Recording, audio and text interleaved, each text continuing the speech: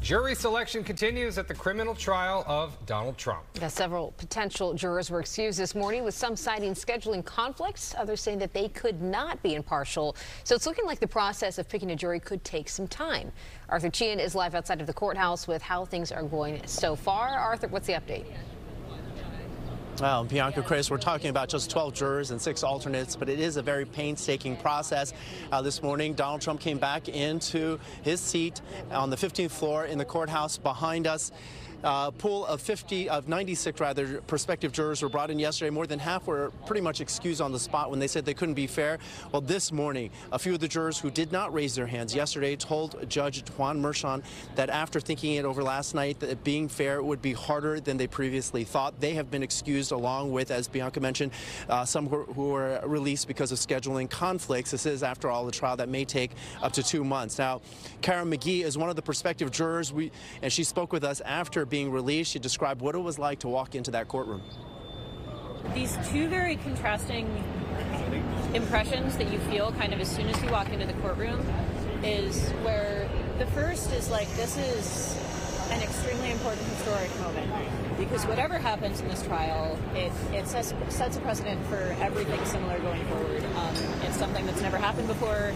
The whole world, or at least a large part of the country, is going to be paying attention to this. So there's this enormous sense of gravitas, and at the same time, you walk past Mr. Trump and you get the sense of like, oh, he's just a guy.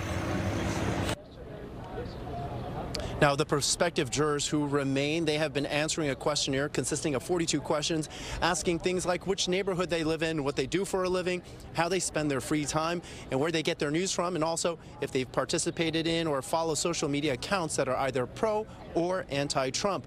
As for the case itself, Trump is criminally charged for a scheme to bury damaging stories during his 2016 run, which included payments to squash sex scandals with 2 separate women, including adult film actress Stormy Daniels. Now, prosecutors allege he falsified business records to cover up those payments.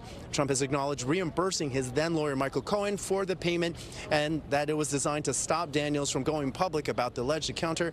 But Trump has previously said it had nothing to do with the campaign. Before entering the courtroom today, Trump had this to say about it to reporters. I was paying a lawyer and marked it down as a legal expense. Some accountant, I didn't know, marked it down as a legal expense. That's exactly what it was. Well, they'll take a short break for lunch and then continue on with this today. But jury selection, obviously, taking the amount of time many predicted it would take. We're live at the courthouse in Lower Manhattan. Arthur Sheehan, Fox 5 News. Chris, back to you. Yep.